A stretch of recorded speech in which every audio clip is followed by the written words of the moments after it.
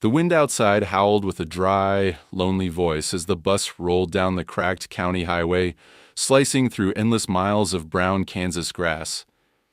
Inside, Grace Hamilton pressed her forehead against the cool glass, her breath fogging up a little circle on the window. She traced a finger through it the same way she used to doodle hearts in the condensation on her bedroom mirror back in the city. That mirror was gone now. That whole life was gone. At 16, she already knew what it meant to lose things that felt irreplaceable. The bus jolted over a pothole, jerking her upright. She glanced around, just two other passengers, both dozing farmers, boots caked with red dirt. But beyond them, the driver's radio hummed low, country static filling the air. Grace's phone buzzed in her pocket, but she didn't look. No one she wanted to talk to was calling. She let her mind drift, but it never went far without bumping into Ryan. Ryan, her big brother, her shield, her confidant, gone in a flash of screeching tires, twisted steel, and hospital beeps that faded into silence. The ache of his absence clung to her, heavy and constant, making her chest feel hollow and her thoughts raw. Every memory was like an open wound. Ryan sneaking her candy after dinner, ruffling her hair with that goofy grin, promising her he'd always look out for her. Even in the middle of the noisy city, she'd always felt safe because of him. Now she was adrift, sent out to the sticks, a stranger in her own life. The bus hissed to a stop at a faded sign. Welcome to Worthington, population 1,527. Grace swallowed hard. Outside, the world looked flat and endless. Big sky, low barns, a patchwork of fields stretching out forever.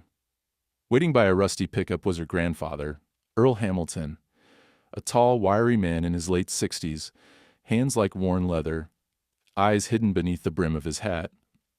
Grace gathered her bags, her limbs stiff and slow, and stepped off the bus into the Kansas wind. Earl nodded, his face carved with lines that spoke of a hard life and harder times. "Hey, Gracie," he said, voice gruff but not unkind. She nodded back, unable to force a smile. They loaded her things into the truck without a word, the silence awkward but somehow familiar. As they pulled away, Grace stared at the receding bus, wishing for a moment it would turn around, take her anywhere but here. The drive to the farm was quiet, except for the occasional crow and then the hum of the engine. Fields blurred by outside, broken by the occasional old tractor or windmill. Grace clutched her backpack in her lap. Her fingers found the edge of an old photograph tucked inside. Her, Ryan, and their mom, all sunlit and laughing. She tucked it back quickly, not ready for the wave of grief that always came with looking at it. Earl finally broke the silence as they passed a faded red barn. "Things are different out here, Grace. Not a lot of noise. Plenty of work, though." He cleared his throat. "You'll get used to it." Grace stared at her hands. "I'm not really sure I belong anywhere right now." Earl didn't answer. Instead, he pulled into the gravel drive of the Hamilton place, a weathered white farmhouse, a pair of lazy dogs in the yard, fences in need of mending. She could smell the earth, sharp and honest, the scent of hay and old wood. The air here felt different, heavy but clean. Inside, the house was neat but spare. The ticking of a wall clock echoed in the halls. Earl showed her to a small bedroom at the end of the hall, plain, with a faded quilt and a single window overlooking the paddocks. "You'll be safe here," he said, almost to himself. Grace set her suitcase down and sat on the bed. She stared at her new life, strange and silent. She wanted to scream, to cry, to run, but it did none of those things. Instead, she unpacked in slow, numb motions, stacking books and pulling out clothes that still smelled faintly of the city. Later she wandered outside, drawn by the creak of a weather vane and the distant thunder of hooves. She stopped by the fence, watching Earl in the paddock. He worked with a gentle efficiency, checking on the horses, tossing out hay. Most were ordinary browns and chestnuts, but Grace's eyes were drawn to the farthest corner. There, apart from the others, stood a horse unlike any she'd seen. A tall black mare, her mane streaked with silver, head held high and proud, but with a wariness in her stance. One eye, cloudy, ghostly, caught the sunlight and shone like polished stone. Grace felt something shift in her, a flicker of recognition she couldn't explain. The mare was beautiful, but there was something broken in her too. The way she stood apart, watching the world but not part of it, it felt achingly familiar. Grace raised a hand in a hesitant wave. The mare's ears flicked. For a moment their eyes met, and Grace felt the hollow ache inside her shift just a little. Earl came up beside her. "That's Ebony. Used to be the best jumper in 3 counties." His voice dropped. Not much use now. Took a bad spill a couple years back. Lost her sight in one eye. Never quite been the same." Grace watched Ebony, the horse's muscles tense even at rest. "She looks lonely," Earl grunted. "Maybe. Or maybe she just don't trust nobody. Can't blame her." The words hung in the air, echoing the ache inside Grace's chest. The farm was quiet, but not peaceful. It felt like a place full of ghosts, of memories and regrets, of things lost and left behind. Grace watched Ebony, feeling their pain run parallel, like 2 tracks in the dirt. That night, Grace lay awake, listening to the wind rattle the window. She clutched the photograph of her family and tried to remember what it felt like to belong somewhere. In the dark, she made herself a promise. She'd survive this place, even if she never felt whole again. Somewhere beyond the quiet, the horses, and the emptiness, she hoped there might still be a path forward. But tonight, all she had was the void Ryan left behind, the silent comfort of a horse in the darkness, and the first spark of something new, too faint to name, but impossible to ignore. The next morning, the Kansas sun rose pale and uncertain, barely warming the dew on the grass. Grace awoke to the sound of a rooster crowing and the distant clang of a bucket against the fence. She rolled out of bed, rubbing the sleep from her eyes. Her first night in the farmhouse had been restless, haunted by dreams of city lights and her brother's laughter echoing down hallways that no longer existed. She dressed in borrowed flannel and old jeans, then crept downstairs, careful not to wake Earl. The kitchen smelled like coffee and toast. Grace found her grandfather already at the table, reading a battered newspaper, his boots muddy from morning chores. He slid a plate toward her without looking up. "Eat. You'll need your strength." Grace picked at the toast, not hungry but knowing better than to argue. Earl's words were few, but they landed with the weight of stone. After breakfast, she lingered at the window, watching him head out to the barn. She hesitated only a moment before grabbing a jacket and following him outside, the chilly air biting at her cheeks. Earl was already moving briskly through the paddocks, checking on water troughs and tossing hay. The horses shifted in the early light, snorting and stamping the cold from their bones. Grace stood by the fence, hands stuffed deep in her pockets. She spotted Ebony immediately. The black mare grazing alone at the far edge, her silver mane almost shimmering against the dull field. The sight of her made something inside Grace tighten and ache. Can I help?" she called, her voice tentative. Earl nodded toward a stack of hay bales. "If you're serious about learning farm work, start by carrying some hay to that far paddock." Grace braced herself, grabbing a bale with both hands. It was heavier than she expected, awkward and scratchy. But she managed, gritting her teeth and dragging it along. Earl watched with a neutral expression, neither approving nor discouraging. She knew he was giving her a chance, but not an easy one. As she approached Ebony's paddock, the mare lifted her head, one dark, intelligent eye and one cloudy, pale eye fixing on Grace. There was a flash of wariness, almost suspicion, in Ebony's posture. Grace stopped short, not wanting to spook her. "Hey there," Grace said softly, setting the hay down just inside the fence. "I'm Grace. We're kind of the new kids here, huh?" Ebony snorted, taking a cautious step forward but keeping her distance. Grace crouched down, making herself smaller, trying to remember something she'd read about horses. They're prey animals. They trust slowly. They respond to calm. She stayed like that, silent and still, feeling her heart thud in her chest as she waited for Ebony to come closer. The mare eventually nibbled at the hay, but her gaze never left Grace.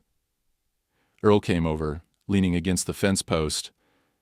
"That one's got a story," he said quietly, eyes on Ebony. "Used to belong to the Thorntons, old ranching family over near the river. She was a star jumper, won ribbons all across the state. People would come just to watch her run." Grace glanced at her grandfather. "What happened?" Earl's jaw tightened. "Bad accident at a show. She got spooked. Maybe a camera flash, maybe something else.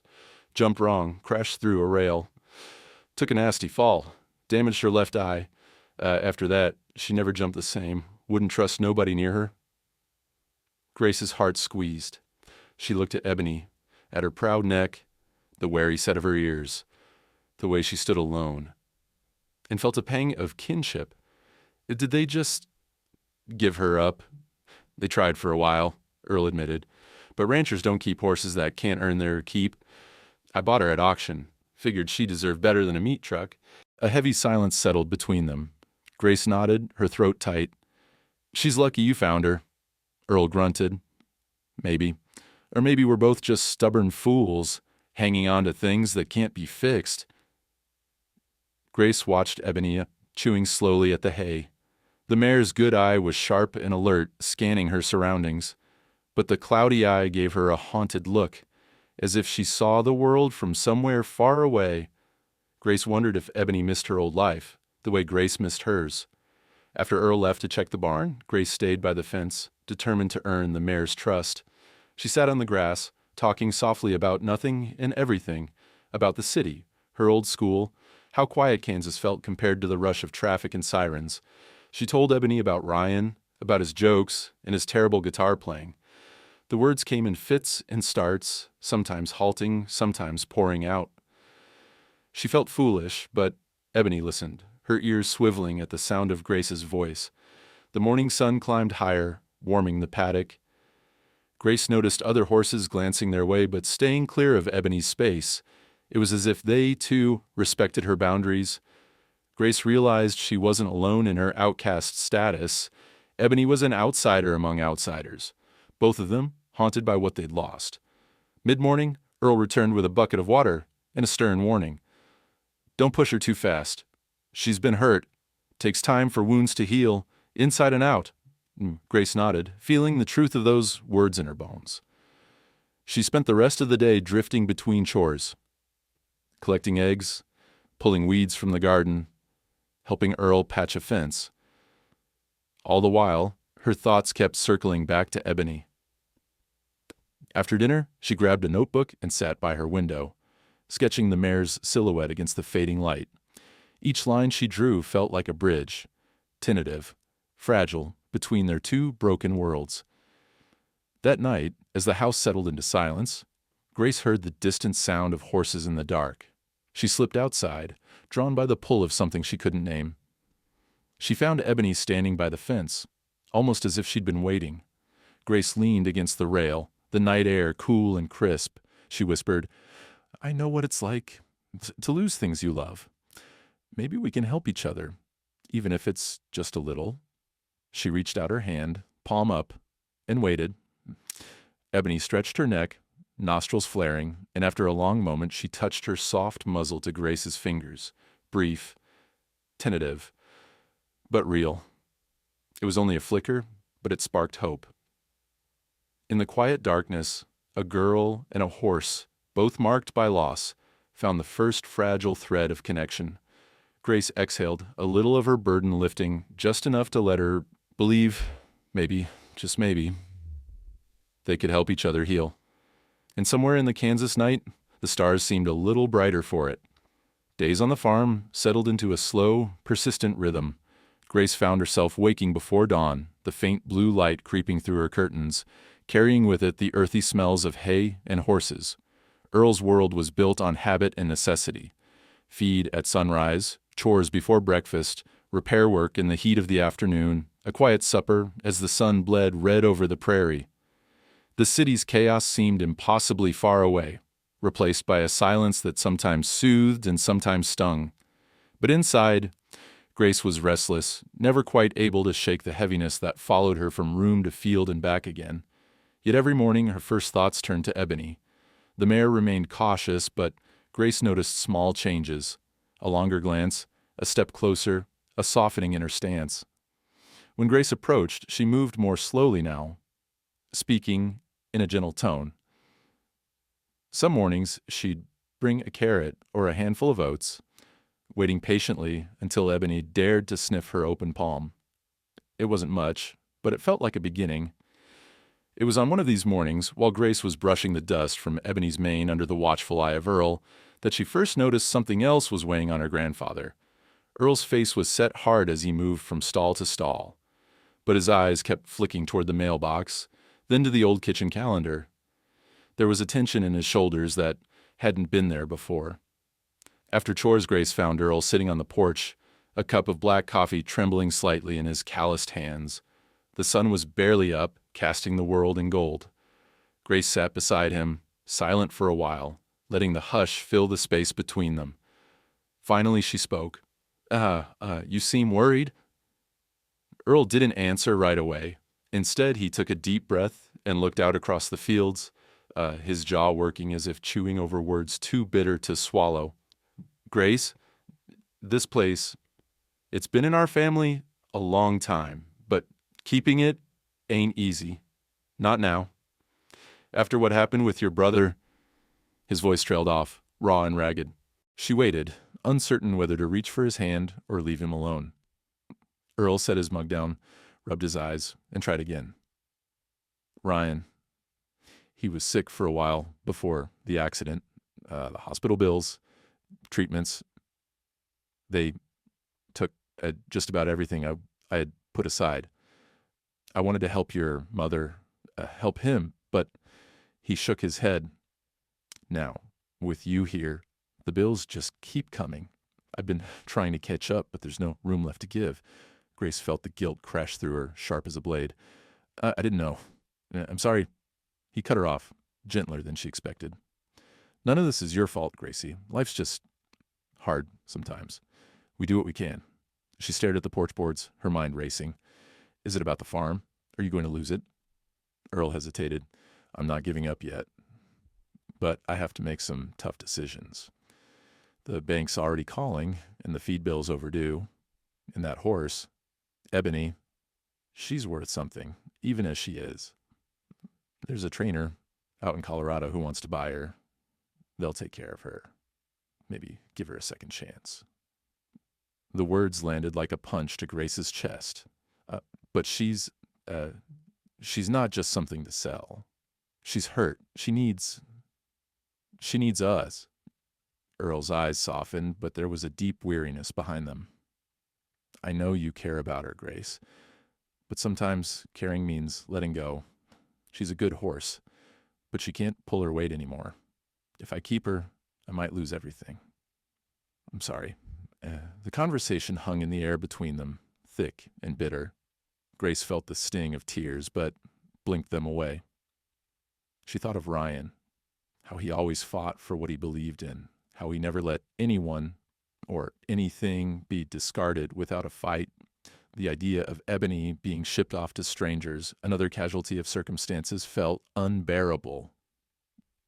"Give me a chance," Grace said quietly. "Let me try. Let me prove she's worth more than her price tag." Earl's mouth pressed into a grim line. "How?" "I don't know. Let me work with her. Let me show you she can be more than just a burden. I'll help out around here. I'll do whatever you need, but please, just give me some time." He studied her for a long moment, searching her face for something. Determination, desperation, maybe a glimmer of hope. Finally, he nodded. "All right. I'll give you until the end of the month. But if things don't change, if she doesn't show some improvement, I'll have to call that trainer." Relief mingled with fear in Grace's chest. "Thank you," she whispered, but her gratitude was tangled up in dread. She knew what was at stake now, Ebony's future, and maybe her own sense of belonging. After Earl left for town, Grace found herself standing by the fence, watching Ebony graze under the cottonwood trees. The mare's dark coat gleamed in the sunlight, but there was an uneasiness in her movements, a constant readiness to bolt. Grace rested her arms on the top rail and spoke softly. We're running out of time, girl. I don't know how to fix you, but I promise I'm gonna try." The days that followed were filled with urgency. Grace threw herself into farm work with a kind of desperation. She mucked stalls, hauled buckets, mended fences, and tried to learn the rhythms of rural life. Earl watched her, sometimes with approval, sometimes with silent skepticism. He never said much, but Grace could sense the pressure building, bills stacking up, the weight of his grief and fear pressing down on them both. At night, Grace wrote long letters to Ryan, pouring out her worries and hopes on paper she never intended to send. Sometimes she read them aloud while sitting by Ebony's paddock, her voice trembling in the darkness. She imagined Ryan listening, his presence close even as the world felt emptier than ever. The ritual soothed her, and, though she could barely admit it, a change began to settle between her and Ebony. One evening, after a day spent fixing a broken gate, Grace heard voices by the barn. Earl was on the phone, pacing in the yard, his voice tight. "I know what I said, but I just need more time." "No, not yet." "She's trying. Yes. I'll let you know. Goodbye." He hung up and caught Grace watching him. For a moment he seemed about to say something, but instead he just nodded and went inside, the door closing softly behind him. Grace stood alone under the wide Kansas sky, the first stars flickering to life above the fields. She felt the ghosts of regret swirling around her. Her brother's absence, her grandfather's burdens, the uncertain fate of a horse who had come to mean more to her than she could explain. She pressed her hand to the old wood of the paddock gate, whispering into the cool night, "I won't let you down, Ebony. Not if I can help it." Inside the house, Earl sat at the kitchen table, head bowed, the letter from the bank resting at his elbow. Outside, Grace stayed with Ebony until the crickets drowned out her words, hoping that, somehow, her determination would be enough to tip the scales. Both girl and horse stood on the edge of trust, of hope, of the future, and neither was willing to let go just yet. Sunlight crept across the Kansas horizon, golden and slow, painting the old Hamilton farm in a gentle glow. Grace was already awake, sitting cross-legged on her narrow bed, clutching the latest letter she had written to Ryan. Her handwriting sloped and dipped across the page, raw with the ache of missing him and heavy with worries she couldn't share with anyone else. Today felt different. Today, she would try something she'd never done. She would try to reach Ebony, not with bribes of treats or cautious distance, but with the kind of honesty she reserved only for the ghosts of her brother. Pulling on her boots, Grace grabbed the letter, slipped it into her pocket, and tiptoed downstairs. Earl was already outside, his silhouette hunched over the chicken coop, moving with the stiff precision of someone who'd learned long ago not to waste energy on unnecessary motions. Grace nodded to him, earning a wordless grunt of acknowledgement, then made her way toward the paddocks. Morning dew soaked her jeans as she walked. The air was filled with the crisp smell of cut hay and the soft whickers of horses greeting the day. Grace found Ebony standing apart from the other horses beneath the big cottonwood, her silver mane rippling in the breeze, her gaze alert and wary. For a moment Grace hesitated, pulse quickening with the familiar blend of hope and fear of scaring Ebony, of making things worse, of losing her chance before it had begun. Instead of approaching head-on, Grace sat quietly a few yards away, knees drawn up, the fence post rough under her hand. She pulled out the letter and unfolded it, the paper trembling just a little between her fingers. "Hey, Ebony," she said softly, voice barely above a whisper. "I wrote this for my brother. I don't really know if anyone ever hears me anymore, but here goes." The words spilled out, uncertain at first, then gathering strength. Grace read about the things she missed. Ryan's terrible puns, the sound of his laugh, as he used to sneak her extra fries when their mom wasn't looking. She spoke about the ache of losing him, about feeling invisible and misplaced in this new world. Sometimes, I think if I try hard enough, maybe I'll see a sign he's still with me," she admitted, voice cracking. "But mostly, it just feels like emptiness." At first, Ebony remained distant, her good eye fixed on Grace, ears flicking warily. But as the minutes passed, Grace noticed the mare's body soften. The tension in her shoulders eased, her head lowered a little.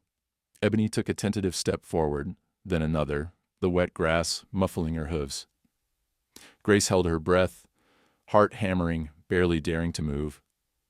She kept reading, this time about the city, the way it buzzed with life at all hours, the sound of subways rattling below the street, the smell of rain on concrete.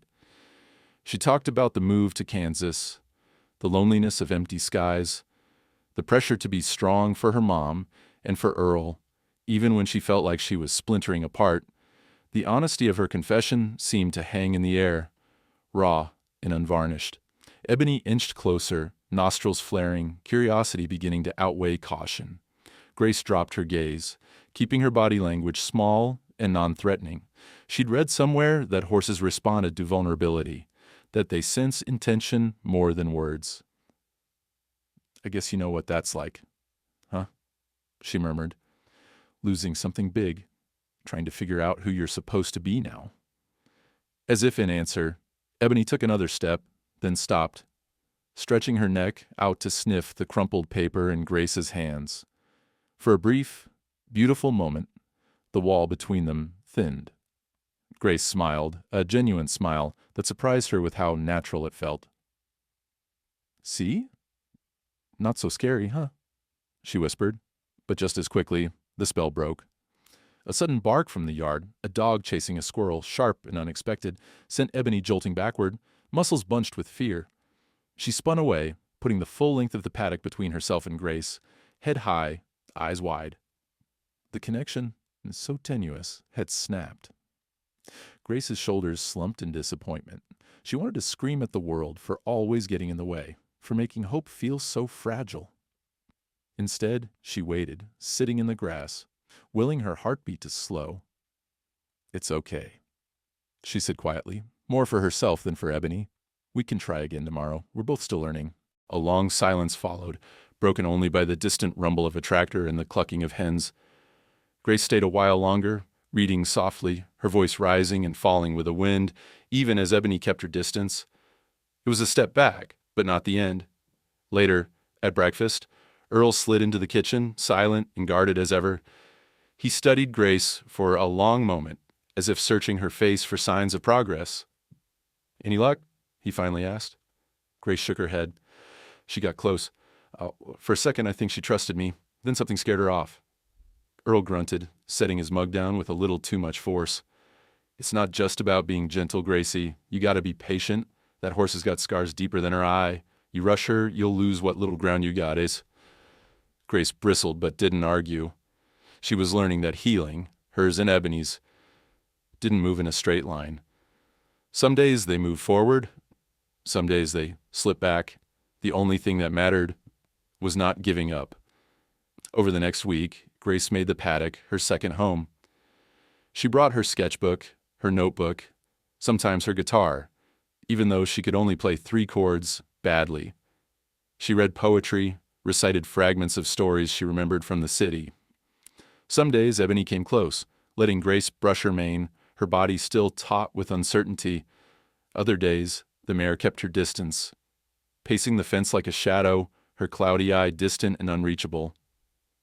Miguel, the local stable hand, noticed Grace's efforts. He'd watch from the barn, sometimes calling out encouragement, sometimes offering quiet tips. "She likes apples, not carrots. And talk to her like you'd talk to a friend, not a patient," he suggested. Grace tried it all, grateful for the guidance. One afternoon, while Earl was in town, Miguel joined Grace at the paddock. He leaned on the fence, his voice warm and kind. "You know, that horse used to be the queen of the county fair. People would drive for miles just to see her jump. But ever since the accident, she's been different. Like she lost faith in herself, not just in people." Grace nodded, feeling a pang of understanding. "I know what that's like," she admitted. Miguel smiled. "Then maybe you two are exactly what the other needs." That night, as Grace sat by her window, She watched the moonlight spill across the fields. She thought of Ebony, of Ryan, of the fragile thread of trust she was weaving, strand by strand. She knew it would take time, but for the first time since she'd arrived, she believed that time might be enough. As sleep pulled her under, Grace held tight to the image of Ebony's cautious steps, the gentle brush of her muzzle against her hand, and the feeling that, just maybe, she wasn't alone. After all. They were both broken, both scared, but together they might just find a way through the wall. Saturday morning in Worthington, Kansas always meant the farm store's parking lot filled up with pickups and laughter. As the sun edged higher, the town buzzed with quiet anticipation. Grace, still sticky with sleep, brushed her hair into a low ponytail, shoved her feet into boots, and helped Earl load the old truck with feed and a bale of hay. She glanced back at the paddock before leaving, searching for Ebony's sleek silhouette. The mare stood in her usual spot, head lowered, chewing thoughtfully. Grace raised her hand in a silent promise. She'd be back soon. At the store, Earl nodded to neighbors, made small talk with the clerk about weather and fence posts, and caught up on news. Grace felt herself fade into the background, invisible except for the occasional curious glance. She heard snippets. City girl, poor Hamilton, the one who lost her brother. Grace kept her eyes on the bins of horse treats and dog food, pretending not to notice.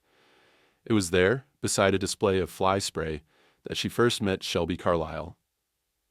The girl's voice came sharp and clear, laced with the confidence of someone who'd always had the upper hand. Hey, you're Earl Hamilton's granddaughter, right? The one who's been poking around the paddocks? Grace looked up. Shelby was her age, but taller, with blonde hair pulled into a high, glossy ponytail. Her jeans were crisp and spotless, her boots expensive, her smile dazzling and cold. Two other girls, both familiar from town, stood behind her, arms folded, eyes flicking up and down Grace's outfit. Grace forced herself to stand straighter. Yeah, that's me. Grace. Shelby's eyes sparkled with mischief. I hear you've taken an interest in that old mare. Ebony, right? She didn't wait for an answer. You know, my dad's on the fair board. He told me Earl was thinking of selling her. I put my name in. I could use another jumper in my string, and she's got good breeding, if you can get her to move. Grace bristled. She's not just a showpiece. She's been through a lot. Shelby gave a theatrical sigh, then grinned at her friends. We all know what happened. Everyone does. It's sad, really. A horse with no future. My trainer says sometimes you have to let go, especially when the animal's more trouble than she's worth. Earl appeared, his arms loaded with supplies, catching the tail end of the conversation. He nodded politely at Shelby. Morning, Shelby. Girls. Shelby turned her charm to full strength. Morning, Mr. Hamilton. My dad says if you ever want to talk business, you know where to find him. Earl's jaw tightened. We're not there yet. Shelby's eyes lingered on Grace as they left. Well, don't wait too long. I'd hate for Ebony to end up with someone who doesn't know what they're doing. Grace bit her tongue, cheeks burning. The drive home was silent. Earl didn't mention the scene, but his mood had darkened. The next few days, the mood around the farm shifted. Earl grew quieter, more impatient. Each call from the bank seemed to chip away at his resolve. Grace, determined to prove herself, spent every spare moment with Ebony. She repeated the routines that Miguel suggested. Talking softly, moving slow, letting Ebony approach first. It was painstaking work. 2 steps forward, 1 step back. But some evenings, as the sky turned pink, Ebony would stand at the fence beside Grace, shoulder to shoulder, just breathing. But Shelby's shadow lingered, growing longer with each encounter. It seemed wherever Grace went, Shelby and her friends followed. At the diner, they'd slide into the next booth, their laughter pointed. At the tack shop, Shelby would brag about her ribbons and her trainer in Wichita, always loud enough for Grace to overhear. One afternoon, as Grace carried a bucket to the paddock, she found Shelby leaning against the fence, phone in hand. Nice try with the groundwork, Shelby called, but everyone knows that horse is a lost cause. I bet you can't even get her to take a lead rope. Grace's heart thudded with anger. You don't know her, Shelby smirked. I know what it takes to win. And you don't belong here. You're just a sad city kid, playing cowboy. When Earl gives up, I'll make Ebony into a champion again. That's a promise. Grace refused to show how much the word stung. I'm not giving up. Shelby only laughed, her gaze lingering on Grace's calloused hands and muddy boots. We'll see. With a flick of her ponytail, she was gone. That night, Grace poured her frustration into a letter to Ryan, her pencil digging furiously into the paper. She described Shelby's sneers, the way everyone in town seemed to root for her to fail, and the relentless pressure mounting in her chest. She ended the letter with a promise, both to herself and to her brother. I won't let them break me. I won't let them take Ebony. Miguel noticed the tension, too. One evening, after watching Grace struggle to coax Ebony from the far side of the paddock, he approached, wiping sweat from his brow. Don't let that girl get to you, he said kindly. You've got grit. That's what counts. Grace shook her head. She's turning everyone against me. Earl's listening. I heard them talking. He's worried. Miguel's eyes grew serious. Sometimes the loudest voices are just that. Noise. You and Ebony. You're doing something real. Don't let anyone tell you otherwise.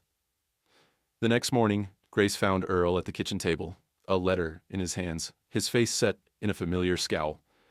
Shelby's father called, he said, voice tight. He's upping his offer. Says they can take Ebony anytime. Grace's stomach twisted. You're not selling her, are you? Earl sighed, his fingers drumming the table. I said I'd give you time. But, Gracie, time's running short. The pressure became suffocating. Grace woke before dawn, her every movement desperate. She tried leading Ebony with a rope, whispering encouragement, only for the mare to shy away. She set up a small jump, nothing fancy, just a low bar.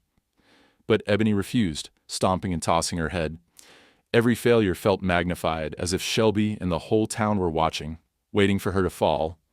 And yet, Grace refused to back down. She remembered Ryan's voice, steady and warm. If you care about something, you fight for it, even if you're the only one. So she stayed, sometimes with Miguel, sometimes alone, never raising her voice, never losing patience, even when her own hope wore thin. Late one afternoon, Grace found a note tucked under the feed bin. The handwriting was messy, the words almost an accusation. You're wasting your time. Some things are broken for good. Give up before you get hurt. No signature, but she knew the tone. She tore the note up, heart pounding, and went to Ebony, her voice fierce with determination. They don't know us. They don't know what we're capable of. Do you hear me, girl? We're not giving up. That evening, as the sun dipped behind the fields and Shelby's laughter echoed from the distant road, Grace stood in the paddock, hand resting on Ebony's neck. For the first time, the mare leaned into her touch, sighing a soft, tired breath. It wasn't victory, not yet, but it was a promise, a fragile alliance, forged in the fire of doubt and challenge. Grace stared out at the fading light, the words of her brother echoing in her mind. She wasn't a city girl anymore. She was a fighter, and she was ready for whatever came next. The next week unfurled with the breathless pace of high summer. The air shimmered with heat, and the scent of wildflowers floated through the barn, mixing with the smells of hay, leather, and the gentle musk of horses. Grace awoke each morning before sunrise, her muscles sore from days of chores and late-night worry, her spirit a fragile combination of determination and anxiety. Every hour felt borrowed. Earl's patience was thinning, the bills were mounting, and Shelby's shadow hovered at the edge of every achievement. But beneath the pressure, something began to change. With Miguel's patient guidance, Grace learned new ways to reach Ebony. She paid attention to the mare's subtle cues, the flick of an ear, the tension in her jaw, the way her good eye darted to and fro when nervous. Miguel showed her how to hold the lead rope loose, how to coax Ebony's trust with gentle circular movements rather than direct demands. Remember, you can't make her do anything? Miguel told Grace, one sticky morning as cicadas buzzed in the grass. "You have to invite her. Give her room to say yes or no." "That's the difference between force and partnership." Eh, Grace nodded, sweat trickling down her brow. "I think I get it. Eh, But what if she, never says yes?" Miguel smiled, crinkling the corners of his eyes. "Then you wait. Sometimes the waiting is the most important part." It was slow, painstaking work, but Grace found herself savoring small victories. One afternoon, after an hour of quiet groundwork, Ebony let Grace place the halter over her head without flinching. The next morning, she took a hesitant step forward when Grace gently tugged the lead rope. By midweek, the mare stood still while Grace brushed the dust from her flanks, even lowering her head to accept a slice of apple from Grace's palm. Earl, watching from the porch, seemed unimpressed but didn't interfere.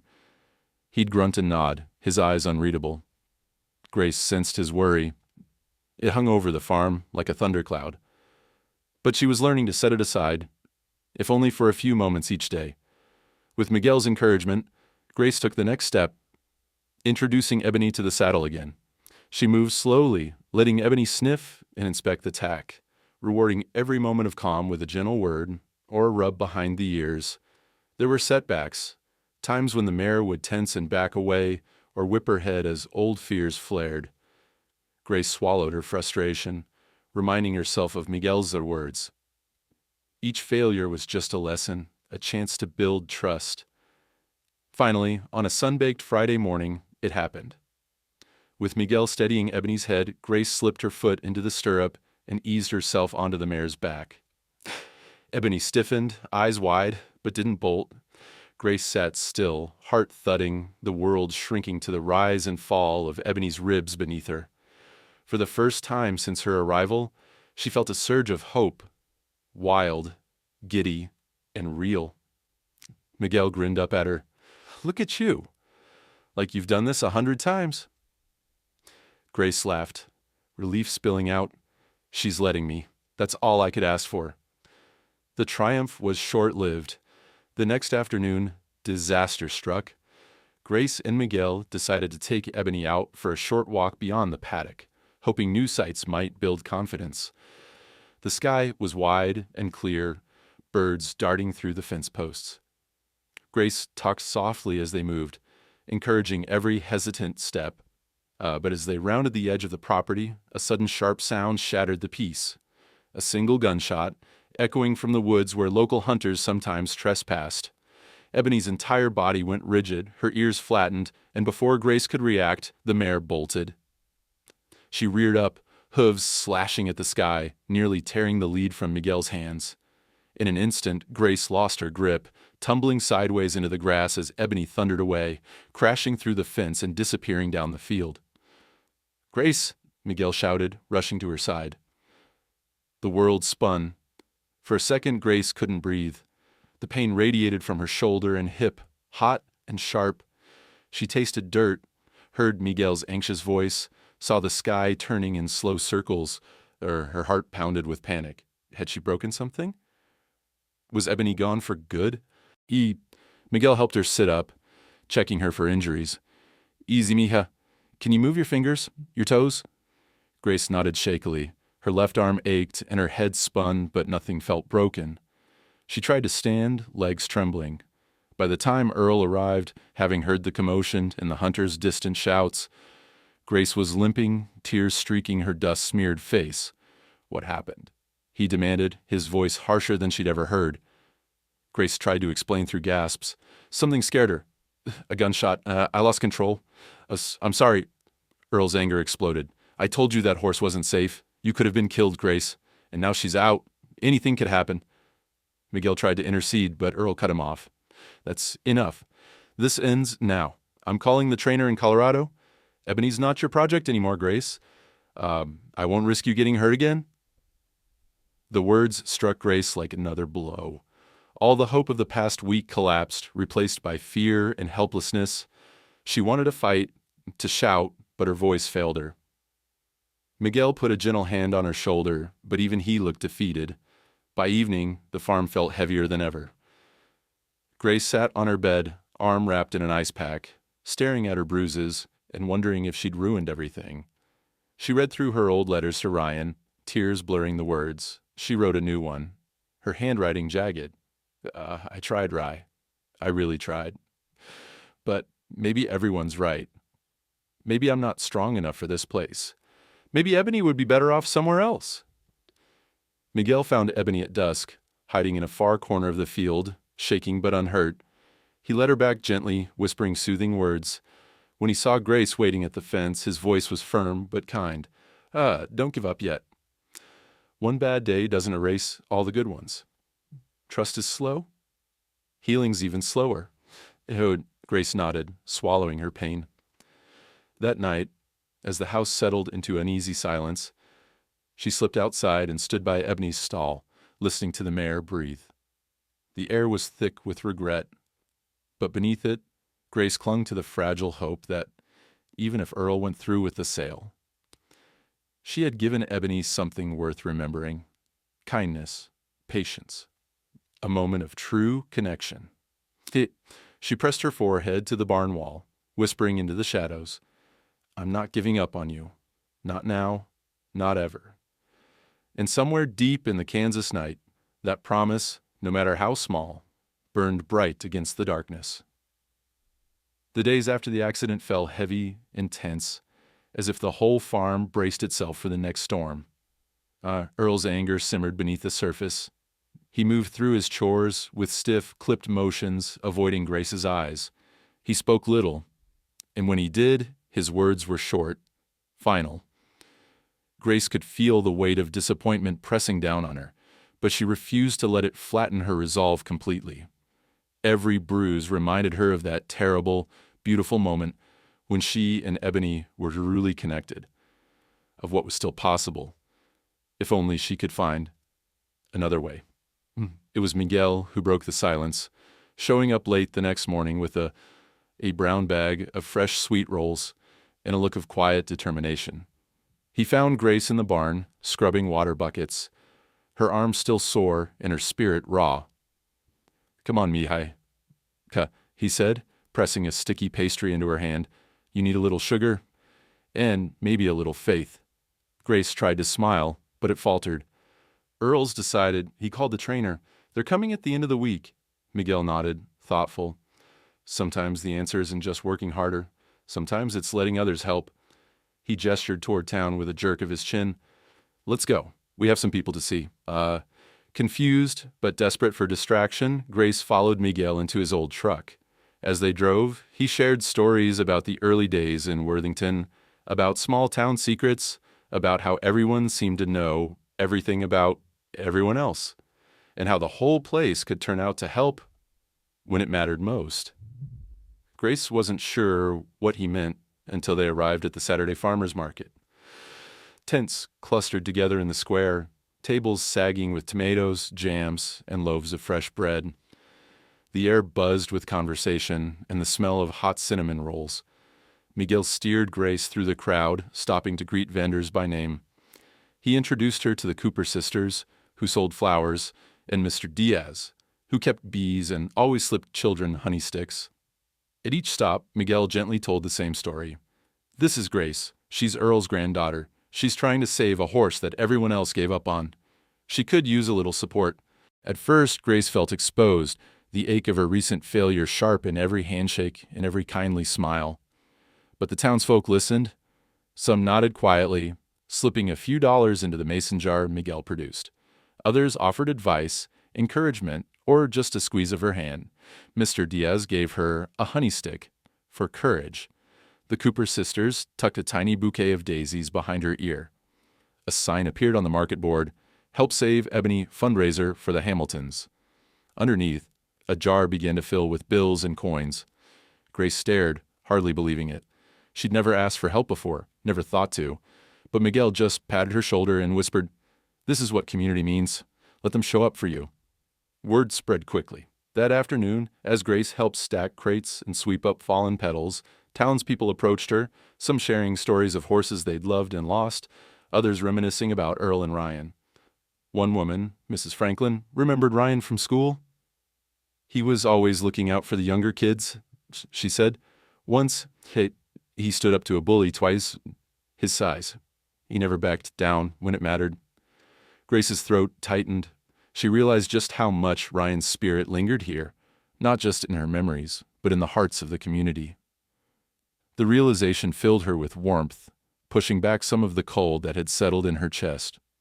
As dusk settled over the market and the vendors packed up, Miguel drove Grace home in comfortable silence.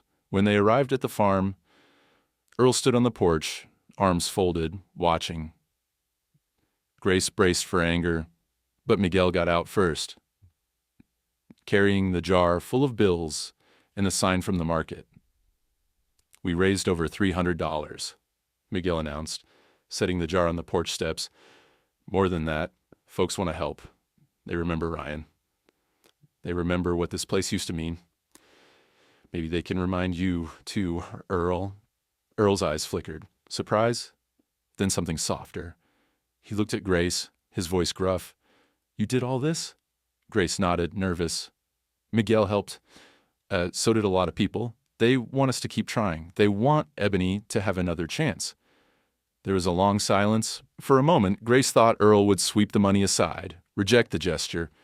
Instead, he sat heavily on the steps, elbows on his knees. "I remember when Ryan saved Miguel's boy from the river," he said at last, voice low. He was 12, maybe 13. Water was high after the rains. Most kids would have run for help. Not Ryan. He went right in after him. He held his head above water until Miguel and I could reach them. I was so angry at him for risking himself, but that's who he was. He couldn't walk away from someone in trouble. Miguel smiled quietly. "Your family's done plenty for this town, Earl. Maybe it's time to let the town do something for you." Grace listened, heart swelling with pride and sorrow. For the first time since she'd come to Kansas, she felt the invisible thread of her brother's legacy, tying her to this place, binding her not by loss, but by love and gratitude. That evening, Grace wrote Ryan a letter full of hope instead of fear. She described the faces of the people who'd rallied to help, the jar full of change, and the warmth she felt in their encouragement. She told him how Miguel had stood by her, how even Earl seemed different, less closed off, more vulnerable. She promised she wouldn't stop fighting for Ebony, not now, not with so many behind her. Before bed, Grace slipped outside. The moon was full, painting the paddock silver. She found Ebony at the far fence, ears pricked. Grace stroked her muzzle, breathing in the night air. "We're not alone," she whispered. "People care. Ryan cared. I care. And I'm not letting go." Somewhere beyond the barn, a nightbird called, and Grace felt, maybe for the first time, a sense of belonging, of being part of something larger than herself. In that moment, the distance between the past and the present, the city and the country, her brother and herself, seemed to shrink. She was here now, and the community's kindness filled the hollow places inside her, leaving her ready, at last, for whatever would come next. The Kansas County Fair dawned on a crisp September morning, the air buzzing with excitement and possibility. Colorful banners flapped above rows of booths. The smell of kettle corn and fried dough wafted across the fairgrounds, and the ring of laughter mixed with the distant whinny of horses. For weeks, Grace had circled this day on the kitchen calendar, equal parts hope and dread pooling in her stomach. She woke before sunrise, heart pounding, and stared at the ceiling while sunlight crept across the walls of her small bedroom. Downstairs, Earl was already in his best clean shirt, drinking coffee as he stared out the window. The tension between them had eased a little since the fundraiser, but a thread of worry still tied them together, about the money, about the farm, about what might happen next. Grace's hand shook as she poured herself a mug. She tried to sound braver than she felt. "We should get going soon." Earl nodded. "Truck's loaded. You sure you want to do this? There's no shame in backing out." Grace shook her head, more certain in that moment than she'd been in months. "I need to. For Ebony. For Ryan. For us." By the time they arrived, the showgrounds were alive with riders warming up, horses prancing in the bright morning light. Miguel met them at the trailer, grinning as he handed Grace a badge with her name scrawled in marker. "You're official now," he said, pinning it to her shirt. "Whatever happens, I'm proud of you." "He is," Grace smiled, trying to hide the nerves that twisted her stomach. She moved to the trailer and gently led Ebony out into the sunlight. The mare's black coat gleamed, her silver mane neatly brushed, her cloudy eye reflecting the sky. Ebony danced with nervous energy, but Grace's hands were steady on the reins. "We've got this, girls. Just you and me. No one else matters." The ringmaster's voice boomed over the loudspeaker, calling riders to the arena for the open riding demonstration. This was Grace's moment, a chance to show everyone, including Earl and Shelby, that Ebony was more than her past. That Grace herself was more than her grief. But as she prepared Ebony, Shelby arrived with her father in their polished, high-stepping gelding. Shelby wore a brand-new jacket, every bit the image of competitive perfection. She flashed Grace a tight-lipped smile. "You're really going through with this. I hope you're ready for a little friendly competition."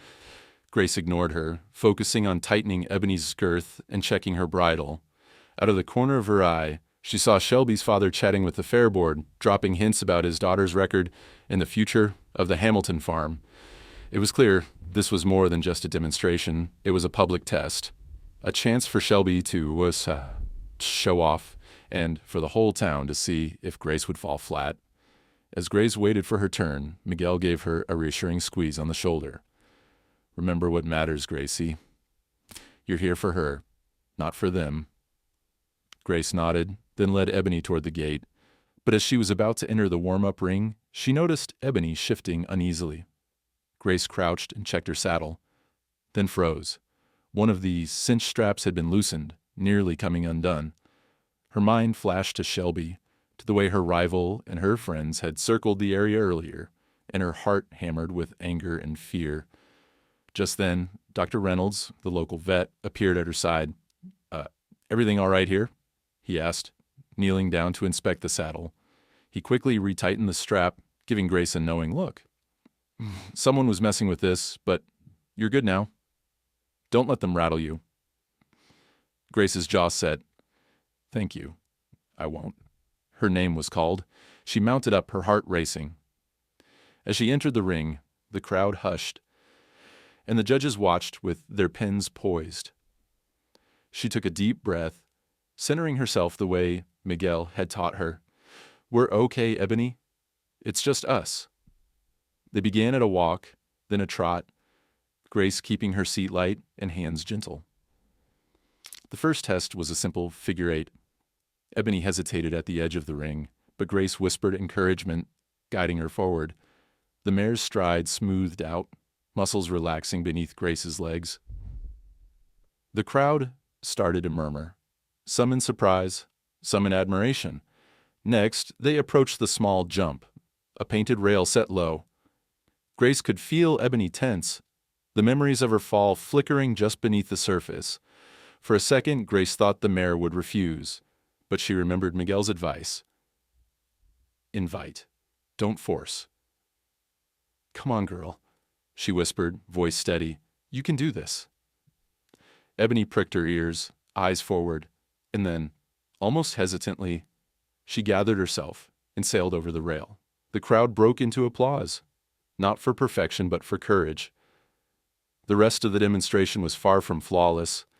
Ebony shied at a fluttering flag, nearly spun at a dropped hat, and stumbled once at a sharp whistle from the stands. But each time, Grace steadied her, breathing slow, ignoring the whispers and Shelby's pointed laughter. She focused only on the connection, the trust they'd built through pain and patience. By the end, Ebony was sweating, her flanks trembling, but her head was high and her eye bright. As Grace rode her to the center of the ring for the final salute, she looked up at the stands. Earl stood with Miguel at his side, pride clear on both their faces. The crowd rose, clapping louder, some even cheering Grace's name. She blinked back tears, unable to hide her smile. The judge approached, microphone in hand. "Grace Hamilton and Ebony have shown us all what trust, perseverance, and heart look like. This is what makes our community proud." Shelby placed higher, winning the blue ribbon and her father's approval. But as Grace led Ebony from the ring, she was surrounded by well-wishers, young riders, and old farmers alike. Even Mrs. Franklin pressed a rose into her hand. "You did your brother proud, honey." Shelby watched from a distance, face tight with frustration. Grace didn't care. She hadn't come for trophies. She'd come to prove that neither she nor Ebony were broken beyond repair. And in that moment, with the fairgrounds aglow and the air filled with celebration, she knew they'd done it. That night, after the horses were loaded and the crowds faded, Earl put his arm around Grace's shoulder. "You showed them something today, Gracie. You showed me, too." Miguel smiled, wiping a tear from his eye. "That's what I call a victory, whether there's a ribbon or not." Grace stood in the quiet of the fairground, Ebony's head resting against her chest, and let herself feel the warmth of belonging, not just to the farm, but to the community, to her family's memory, and to the wild, beautiful future that now felt finally, truly possible. The morning after the county fair felt like the world had shifted, subtly but undeniably. The air was fresh, with the scent of rain that had fallen overnight, washing away the dust and tension from the day before. Grace awoke to a rare sense of calm, her muscles sore, but her heart lighter than it had been in months. When she came downstairs, Earl was already at the table, reading the local paper, a plate of scrambled eggs and toast waiting for her. He didn't say much, but as she sat across from him, Grace noticed something new in his eyes. Not just pride, but relief, like a storm had finally passed. She ate in grateful silence, remembering flashes of the fair. Ebony's leap over the rail, the crowd's cheers, Earl and Miguel's beaming faces. The memory made her chest ache with happiness. After breakfast, Earl pushed his chair back and cleared his throat. "I've been thinking, Gracie, about yesterday, about everything." He set the newspaper aside and met her gaze squarely. "I was wrong. I let the world get too heavy, and I tried to fix things the only way I knew how. But watching you and Ebony out there..." He shook his head, fighting emotion. "You proved she's worth more than money, that you both are. And I'm sorry it took me so long to see it." Grace felt tears prick her eyes, but she managed a shaky smile. "It's okay, Grandpa. I know things have been hard. I didn't want to lose her. Or you." He reached across the table and squeezed her hand. "You're not losing either of us, honey. I called that trainer in Colorado this morning. Told him the sale, is off." A wave of relief and joy washed over Grace. She let out a long, shaky breath and blinked back tears, laughing through them. "You really mean it?" "I do. Ebony stays right here, where she belongs, with family." Earl's voice was thick but steady. "And so do you." Grace didn't know what to say. For months, she'd carried the weight of loss, her brother, her old life, the fear of losing even more. Now, finally, something had stayed. She wrapped her arms around Earl, holding tight, letting the moment wash over her. The morning unfolded quietly, but it felt like everything had changed. Earl was lighter, humming as he fixed a broken gate. Miguel stopped by with cinnamon rolls to celebrate. Even Ebony seemed more at ease, greeting Grace at the fence with a nudge of her soft muzzle and a gentle whicker. Grace scratched behind her ears, whispering, "You're home, girl, for good." Later, as the sun climbed higher, Earl and Grace sat on the porch, sipping lemonade. The fields shimmered green and gold, stretching endlessly toward the horizon. For the first time, Grace felt a sense of belonging that went deeper than just living in Kansas. And it felt like home. Earl leaned back, sighing. I never really talked to you about Ryan, about how much losing him hurt." He stared into the distance, voice low. "I blame myself for not doing more, for not being able to save him. Maybe I took it out on you, or the farm, or even Ebony. I'm sorry for that." Grace shook her head, tears slipping down her cheeks. "We all lost him, Grandpa, and we all did our best. Ryan would have wanted us to help each other, not push each other away." Earl nodded, his jaw working. You're right. I see that now. And I'm proud of you, Gracie, more than I've ever been. They sat together in comfortable silence, letting the sun warm their faces. After a while, Miguel joined them, a wide grin on his face. "I've got news," he said, waving a slip of paper. "That fundraiser at the market, folks kept giving after the fair. There's enough here to pay off the feed bill and a little more besides. The town's behind you two. Seems like they want Ebony to stay too." Earl grinned. "Guess we're stuck with her then." Grace laughed, her heart overflowing. She thought about everything they'd been through, her arrival in Kansas, the pain and fear, the slow building of trust, the setbacks, and finally the victory that wasn't about ribbons, but about family and hope. That afternoon, Earl surprised Grace by digging an old box out of the attic. Inside were faded photographs. Ryan as a boy, Earl in his younger years, snapshots of the farm and happier times. Together, they flipped through the memories, laughing and crying, sharing stories Grace had never heard before. She realized then that healing didn't mean forgetting. It meant remembering together, letting love fill in the empty spaces left by loss. As the sun began to set, Grace walked down to the paddock. Ebony met her at the gate, nuzzling her pockets for treats. Grace stroked the mare's glossy neck, feeling the solid strength beneath her fingers. "You did it," she whispered. "We both did." Miguel watched from the fence, arms folded, his smile gentle. "You know, Grace, not everyone would have fought this hard for a horse or for themselves." Grace shrugged, smiling. "I guess we were both looking for a reason to stay." The wind picked up, rustling the grass and carrying the scent of cut hay across the fields. Grace closed her eyes, letting herself feel the peace that had been missing for so long. She thought of Ryan, of his laughter and courage, of the way he never backed down from what mattered. She hoped he was watching, proud of the life she was building, one rooted in kindness and stubborn hope, and a love that grew stronger with every hardship. That night, Grace lay in bed, the house quiet, except for the distant chirp of crickets. She wrote one last letter to Ryan, her words steady and full of hope. She told him about the fair, about Earl's change of heart, about how the whole town had rallied around them. She wrote about Ebony, how the mare had become more than just a horse.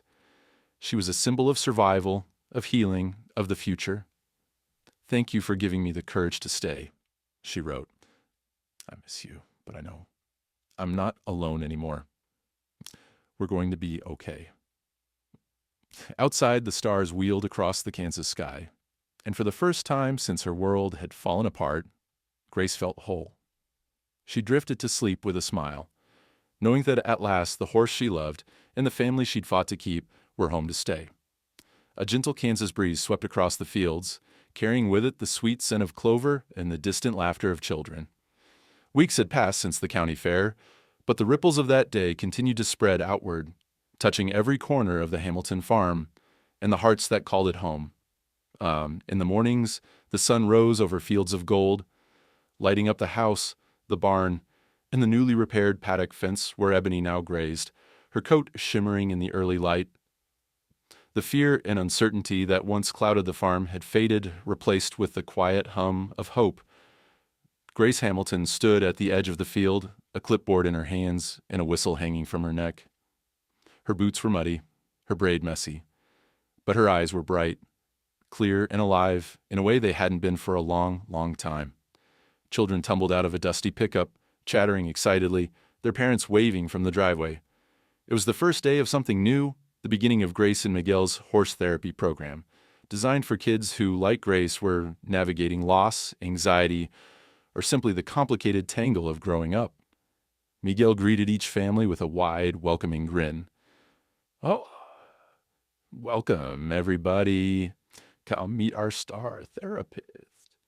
He gestured grandly toward Ebony, who stood quietly at the center of the paddock, head high and ears forward. The children approached cautiously, some hanging back, others reaching out in wide-eyed wonder. Grace knelt beside them, introducing each child to Ebony with patience and gentle encouragement. "She's a little shy," Grace explained, "but she's also very brave. And I think she's going to be a great friend to all of us. The first session began, simply, brushing Ebony's mane, learning how to approach her calmly, and feeding her apple slices. Grace watched as the children's faces shifted from nervous to delighted, their laughter ringing out as Ebony gently nuzzled their palms. For a moment she felt her own old fears slip away, replaced by pride and something softer, a sense of purpose that went deeper than words. As the weeks rolled on, the program grew. Word spread quickly through Worthington and beyond. The Hamilton place was offering something different, something healing. Children with anxious hearts or bruised spirits found comfort in Ebony's gentle presence. Some of them opened up for the first time in months, speaking to Grace or Miguel about things they'd never shared at home. Others found quiet joy, simply by sitting beside Ebony, feeling her warmth and the steady beat of her breath. The therapy sessions weren't always easy. There were setbacks and hard days, but Grace knew from her own journey that healing never moved in a straight line. One afternoon, as the last family packed up to leave, Earl wandered down from the porch, hands tucked in his pockets. He watched the children run to their parents, faces flushed and bright. He looked at Grace, pride shining in his eyes. "You done good, Gracie?" he said quietly, his voice rough but full of warmth. "I think Ryan would be proud." Grace smiled, swallowing the lump in her throat. "I hope so. I think he would have liked what we're doing here." Earl nodded, gazing at the fields. "This place feels alive again." "You made that happen." Miguel joined them, dusting his hands on his jeans. "She's a natural, Earl. The kids trust her. Ebony trusts her. Maybe it's because she knows what it's like to be scared and to fight her way back." They stood together in the late afternoon sun, 3 generations bound by love, loss, and the quiet victory of having survived. Grace looked out over the fields, feeling Ryan's presence everywhere, in the wind, in the laughter, in the courage it took to start again. She knew now that grief didn't shrink, but the heart could grow to hold it. Healing wasn't forgetting. It was growing forward, together. As autumn settled on the prairie, the farm became a sanctuary, not just for Grace and Ebony, but for everyone who needed a little hope. Earl found himself laughing more, inviting neighbors for coffee on the porch. Miguel spent his evenings teaching Grace the finer points of horsemanship, their friendship deepening. And Grace, for the first time since Ryan's death, felt at home in her own skin. Some nights, Grace would ride Ebony across the open pasture, the sky ablaze with stars. She'd lean forward, pressing her cheek to Ebony's neck, grateful for every second. Sometimes she'd talk to Ryan, sharing her triumphs and her fears, knowing in her heart that he was listening. Other times she'd ride in silence, letting the rhythm of Ebony's hooves and the night wind fill her with peace. One evening, after a long day of work, Grace sat by the fence, watching the sunset paint the sky in shades of pink and orange. She pulled out her old notebook, the pages filled with letters to Ryan, sketches of Ebony, and the dreams she'd once been too scared to speak aloud. She began to write. Not a letter of grief, but a letter of hope. "Dear Ryan," she wrote, "I used to think healing meant, going back to the way things were. Now I know it means making something beautiful out of what's left. Ebony and I, we're both a little broken, but we're also stronger for it. We've learned to trust, to hope, and to love again. Thank you for giving me the courage to stay. I'll carry you with me. Always." She closed the notebook, wiped away a tear, and smiled. The farm was quiet, but not empty. It was alive with possibility. The next morning, as the sun rose, Grace led Ebony into the paddock for another day of therapy sessions. Children's laughter soon filled the air, and Grace felt herself standing taller, her heart steady and open. She knew there would always be hard days, storms, setbacks, moments of doubt, but now she understood. She wasn't alone. She had her family, her friends, her community, and the gentle, persistent spirit of a horse who refused to be discarded.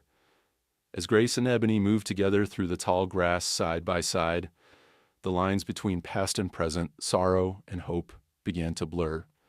They weren't just healing, they were growing forward. 2 souls, 1 journey, proving every day that even damaged things could shine with grace.